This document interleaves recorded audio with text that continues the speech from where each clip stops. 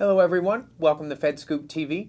My name is Greg Otto and we're here at the 2016 Red Hat Government Symposium, and I'm talking with Mike Pittenger, the VP of Security Strategy for Black Duck Software. Mike, thanks for joining us today. Thanks very much. Glad to be here.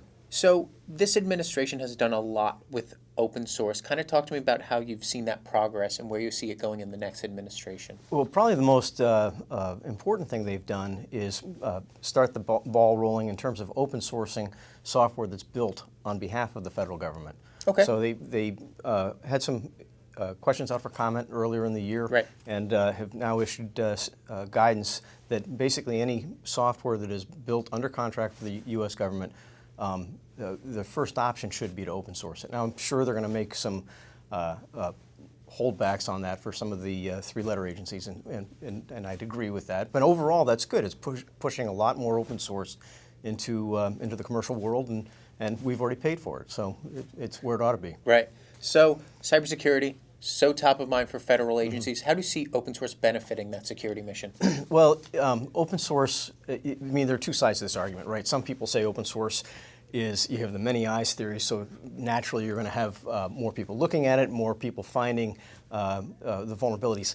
It's true to a certain extent because they are finding the low-hanging fruit, but the many eyes theory, you need to think about whose eyes those are. So if they're security eyes, that's a good thing, and we'll find a lot of stuff.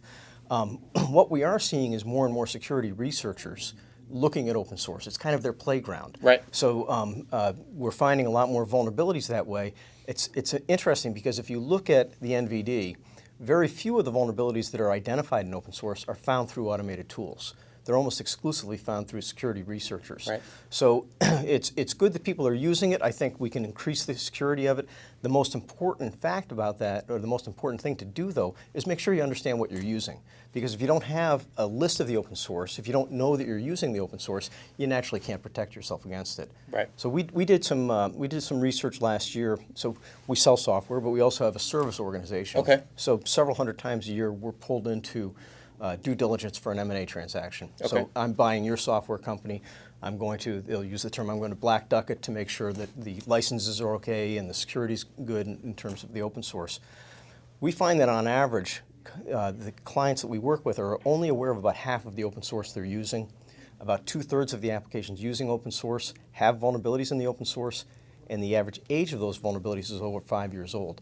So what that's telling us is that people aren't doing a good job of tracking it in general. And if you don't know what's in your code base and you're unable to track the vulnerabilities in that, and therefore you're going to leave yourself open to non-targeted attacks and perhaps some public exploits. Right. So IT modernization, also a big thing inside the federal government right now. How do you see open source benefiting that mission to try to get away from legacy IT? Well, I think we're going to see a lot more use of containers, like the Docker containers. Okay. And so more rapid DevOps type thing. Again, it's important in that case that you're looking at not only the application layer and making sure that that's secure, but also at the Linux stack. Because if the beauty of the containers is that you can strip off the application layer, put on a new application while keeping the same Linux stack, LAMP stack, that type of thing. If you're not carefully monitoring the hygiene of that LAMP stack, you can be perpetuating a problem. Okay. So where else do you see open source really helping out the federal government? Is it in erasing stovepipes? Is it in mobility? Is it in speed of getting out new applications that are developed in-house? Where do you see the benefit? We're part of a study called The Future of Open Source. Okay. And for the last couple of years, the #1 reason for using open source has not been the cost.